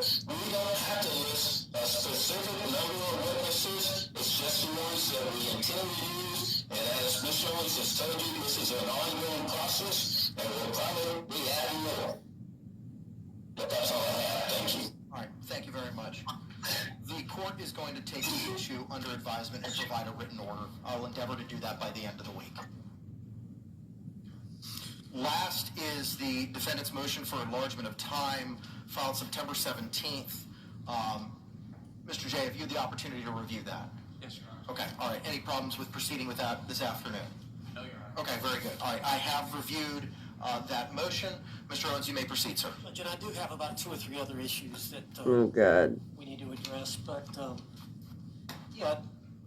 I've asked for some time. I think there was an order, I know there was an order that you had submitted to writing and that was filed with the clerk's file that indicated that you wanted some things from the defense and from the state by certain dates, and I think that's a typo in paragraph 3. I said August 17, that should be September 17 on paragraph 3, Judge, of my defendant's motion for enlargement of time. It says September 5 on paragraph 3. Are you looking at my defendant's motion for enlargement of time? Yes, sir. Paragraph 3 says Dr. Julie Harper met with defendant Sarah Boone on Thursday, September 5, 2024. Am I looking at the wrong thing? I'm sorry, I was looking at the wrong one. If you look at the second page, Yes, sir. paragraph 7, Yes. that should be September 17. Yeah, got it. Okay. I mean, obviously the court's orders, the August 5 order speaks for itself. Judge, and as you know, we came in late. Yes, we Dr. know. Harper formed an opinion that week. We filed a notice of intent to rely on battered spouse. It's ongoing. That's all I can say. We're working, we're doing everything we can to uncover evidence consistent with our defense. The problem is it's 4.5 years ago, and the apartment complex in Winter Park has changed hands. So we're trying to run down the employees. We're trying to run down the other tenants of the place. We're trying to run down medical records. That office manager is critical. We've taken her deposition, but we can't find her. Brandon, I think it's Moats, the neighbor that lived right next door to Miss Boone and Mr. Torres, and they shared a wall, is a critical witness in the case. We're trying to locate him. As you know, 4.5 years, people move, so we need more time, is my point. We're doing everything we can. We're working diligently. Yes. Billy Lane, the investigator, is working diligently to try to gather the information I'm asking him to gather. Coupled with the fact that we've got this phone that we're going to be extracting, I'm in hopes of in a few days, And I know that the state had extracted the phone and given us a lot of the data from the phone, but Ms. Boone says it's incomplete. That's the reason we want our own expert to extract it, that will be able to assist us in establishing evidence and testimony that she is a battered spouse and was a battered spouse prior to this event. But because of that, Judge, we haven't had time to complete that. And as I said in my motion for enlargement of time, we're asking to be flexible on some time limits up to and during the week of the trial, because we're going to be working that entire trial. Like I said, there's 18 days until trial starts. It's going to be a 2-week trial. Wow. I don't know when some of this information is going to come, but I assume every other day we'll probably be amending the discovery, the reciprocal discovery, and amending the notice of intent to rely on insanity or rely on battered spouse if we find other evidence that corroborates that. So we're just asking the court, and I know there's a rule that specifically, this rule 3.050, that allows for this request. Thank you. Thank you very much. State, any response? Certainly the state is not going to be okay with them conducting their investigation once jeopardy has been attached. That's completely unfair to the state. This is the defendant's trial, not Mr. Owen's trial. Been on notice of these charges since February 25th of 2020. That's right. She has gone through countless attorneys here who did not pursue this battered spouse syndrome defense, even though they had consulted with Dr. Harper back in 2020. And I believe the crux of that issue is going to revolve around her having to testify in the form of a narrative given her prior statements. So the state opposes any enlargement in time. The defendant has been on notice and has had centuries probably of legal expertise at her disposal for the last 4 years. And there may come a point in time where the state has to request a continuance prior to trial, but if this enlargement is granted. But certainly, once jeopardy is attached, that's not the time to be doing discovery. She's had 4 years to do this, 4.5. Thank you. Any other final arguments, Mr. Owens? No, sir. Okay. I'm just rereading the rule. Give me a moment.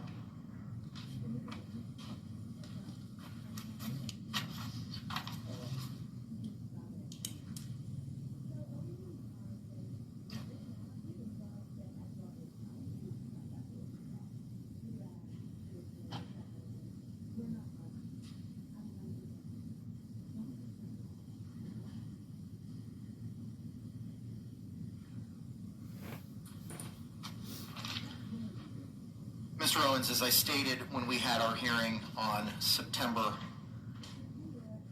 3rd, at that point in time, the court had outlined the history of the case, the court's prior findings, the numerous experts that had been retained throughout this case, and I understand the position that you find yourselves in. But at the same token, based on the same analysis that the court had relied upon in its oral pronouncement in denying your continuance on September the 3rd, I'm going to grant your motion and deny your motion in part.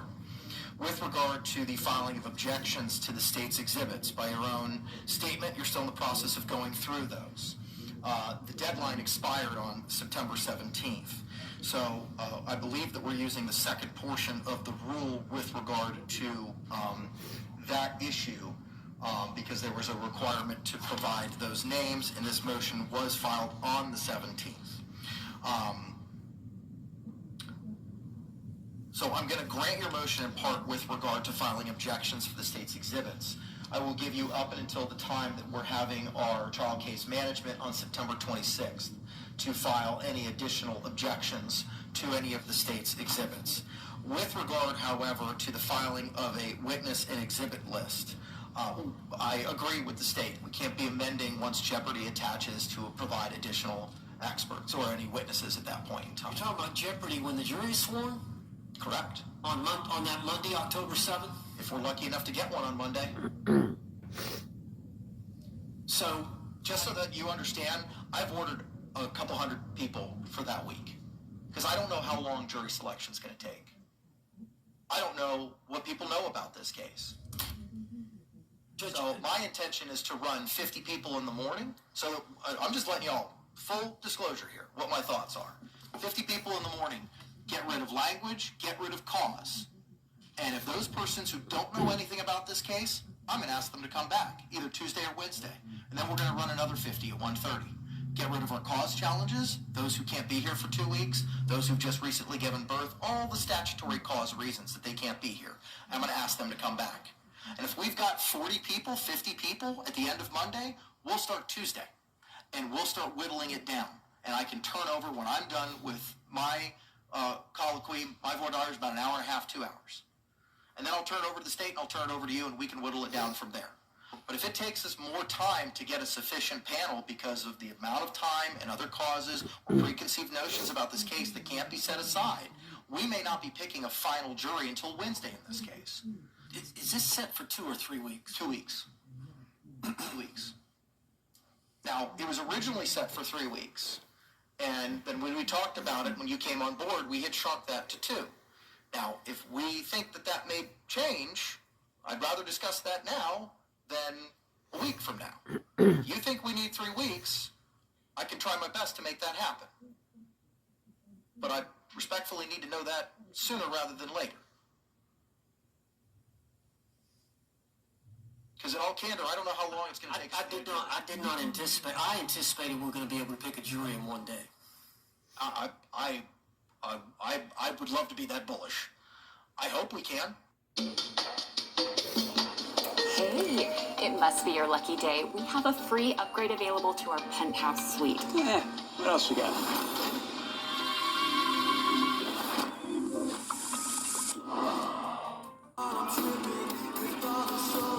I'd love to be able to. I'm just telling you what I've been working with jury services. That I've got 50 people teed up for 9 a.m. I got 50 people teed up for 1:30. And that will continue throughout the week. It's easier for me to say, we don't need you, go home, you don't need to show up for jury service, than it is, I need bodies and we don't have them. Now, if we're able to get a jury in one day, fabulous. But if we can't, I have that backup. I believe if we pick the jury in one day, we could try the case in 2 weeks. But if it's going to take a little bit longer, and again, we don't know from now until October 7th what other evidence or what other witnesses we're going to uncover. So in the abundance of caution, I'm going to ask the court, if possible, to set 3 weeks. I don't think it's going to take 3 weeks, but I don't know how long jury selection is going to be. I don't know what additional evidence we're going to uncover, additional witnesses from now until October 7th. So to be on the safe side, I would ask for 3. Okay, all right. I'll see what I can do there, and I'll have Anita report back to both of you. Judge, and the main reason, I think all these other lawyers, they didn't have an expert that had tendered that opinion about her spouse. So we started on this path on that Friday when Dr. Harper called me and I filed the notice of intent to seek corroborative evidence, corroborative witnesses that she was battered. So that didn't really start until that day, which was September 6th.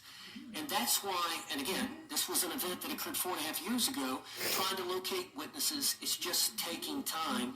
I understand about the jury being sworn and we shouldn't be allowed to ask additional witnesses to come in. So I agree with the state on that. I agree with the court. But I would ask up until the time we pick the jury that we be allowed to amend reciprocal discovery and amend our notice of intent to add additional witnesses and additional evidence. Mr. J, any other further positions, sir? There just may come a point in time, Judge, if you don't set a deadline, that the state has to ask for continuance. The deadline is going to be for exceptions to the state's evidence, providing of a witness and exhibit list for the defense at trial case management next week, September 26th at 9 a.m., in addition to all the reasons that the court placed on the record on September 3rd during the motion to continue. My JA has advised that Mr. Lake has appeared virtually with regard to the motion to appoint clinical psychologist. Mr. Lake, can you hear me? Yes, I can, Your Honor. Can I get your appearance for the record, please? Yes, Christian Lane on behalf of the Justice Administrative Commission. All right, thank you, sir.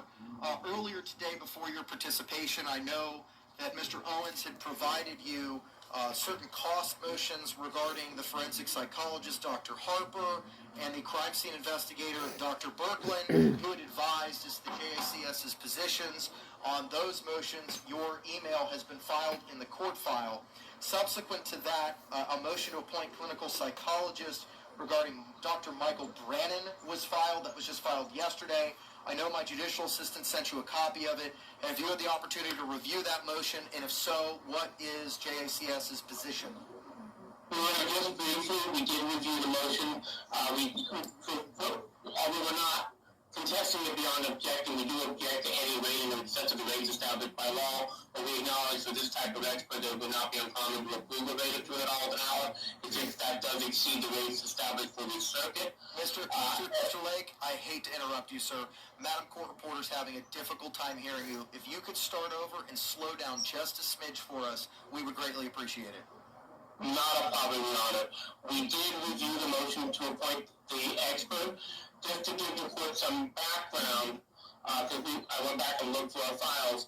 So far, the defense has incurred, this is prior to Mr. Owen's involvement, but so far the defense had previously incurred $7,500 for one mental health expert, and that's the same mental health expert that's being, not this expert, but was the other expert being requested, was requested by the defense in the other two motions. The defense also incurred $1,800 for a mental health expert that was hired by Ms. Cashman. That was, let me just get the right name, I don't want to say the wrong name, but she was paid $1,800. She was retained in relation to the issue that was before the court today, the battered spouse syndrome. And now the defense is requesting a third mental health, but also at the rate of $200 an hour. Based on the nature of the case, Your Honor, we have no real, other than objecting to the rate because it does exceed it for the circuit, we don't have any other concerns about the appointment of the expert. It would be the third mental health expert appointed to assist the defense. But that really, ultimately that's your call whether to allow the defense to incur costs for a third mental health expert. The motion reflects the rate is $200 per hour. Is that in excess of the JACS rate? Well, it's in excess of the rates for the circuit. Those were the rates that were adopted back in by the old Immigrant Services Committees back in 2007. Excuse me. We essentially generally don't ask for a hearing unless the rate is over $200 an hour. So we generally, again, we acknowledge that is, the rates generally range for mental health experts range between $150 to $200 an hour. So we don't particularly object to them. As far as what the rates were at that time, they are posted on our website and on them up right now, because for the Ninth Circuit, the rates for medical doctors and psychologists are $160 an hour for out-of-court services and $178 an hour for in-court services. State anything further? Nothing on this. Okay, all right. The court is going to grant the motion to appoint Dr. Brannon. I know that the state advised that this is not going to be non-pro-tunc because I've received nothing from you, Mr. Owens, that he's done any work yet. That's correct. Okay, so this will be effective as of today, the 17th of February. September? Yeah, is that not what I just said? I'm sorry if I did. Said a different date. February. He did say February. I will take it under advisement the issues pertaining to the battered spouse syndrome and provide a written order. You would advise there were some other issues that you wanted to bring up, sir.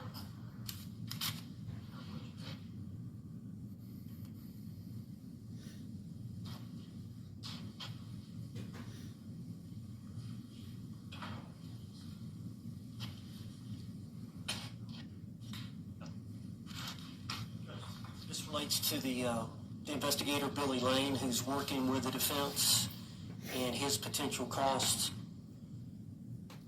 up to the trial.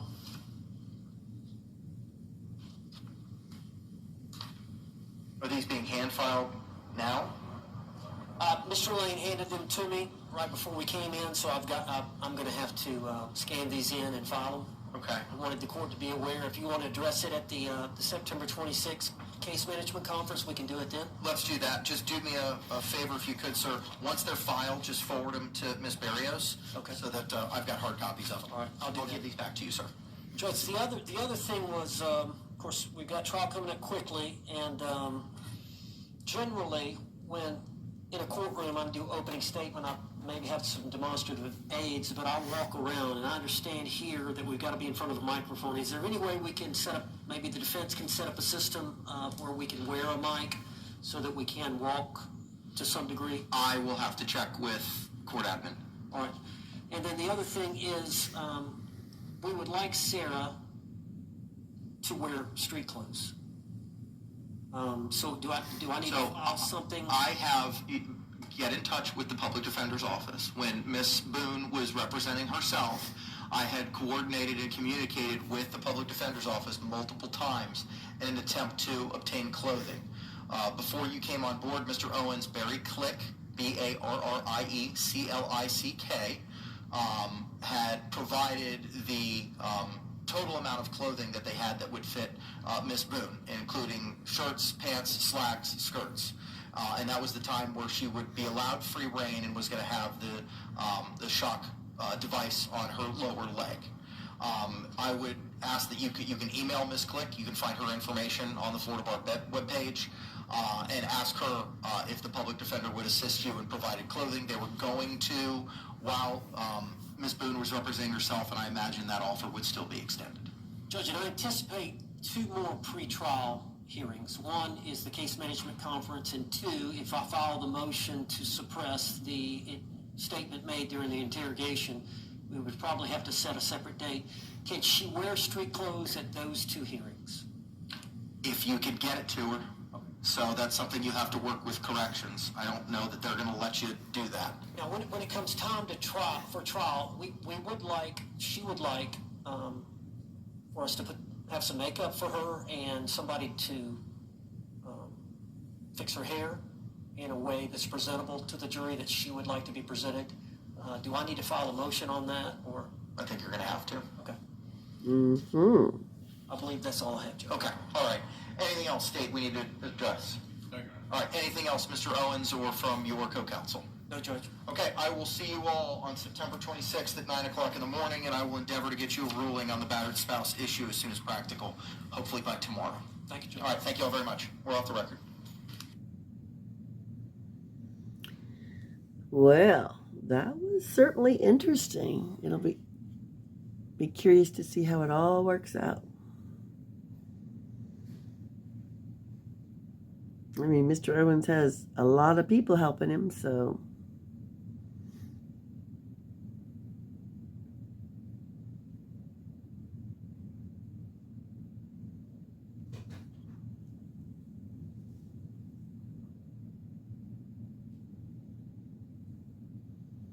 you can just see that she loves all that attention from all those people seemingly rallying around her. Well,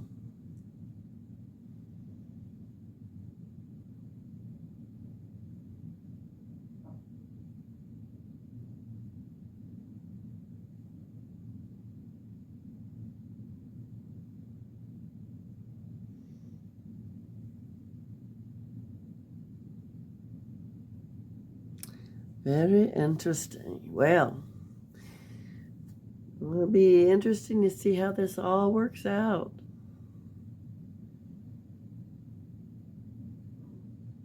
There's a lot of back and forth, understandably so. But it was pretty interesting. Like I said, it'll be interesting to see how it all fits in. So let me know, what do you think about it? Do you think the judge was fair? Do you think the defense is asking for too much? Do you think he's whiny? Sarah certainly looks pleased. I don't know, though. You know, the self-defense thing is going to be hard because she kept saying, no one laid a hand on anyone. It was not intentional. I just wonder how that's all going to work out for them. guess we'll wait and find out. Okay.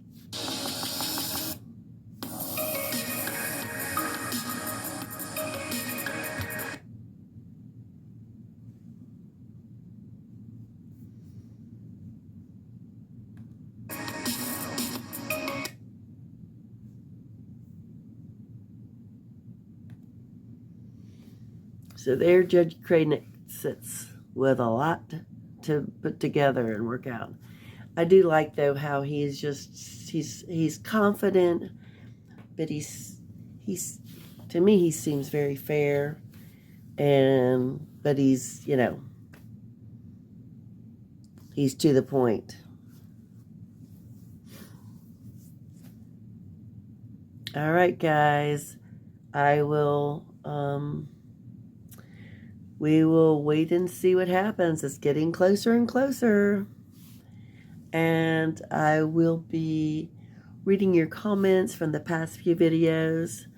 I really want to feel better because I really enjoy reading them. And so hopefully this weekend I will be able to read those because I truly do enjoy them and what you all think. And I appreciate it, how kind and supportive you all are. And yeah, let me know what you think about this here. How do you think this is all going to work out? Okay, well, as always, I love you all. Please like and subscribe. I truly do appreciate each and every one of you. Be kind to someone. Be kind to you. And hopefully we can get justice for George. And I'll see you the next time.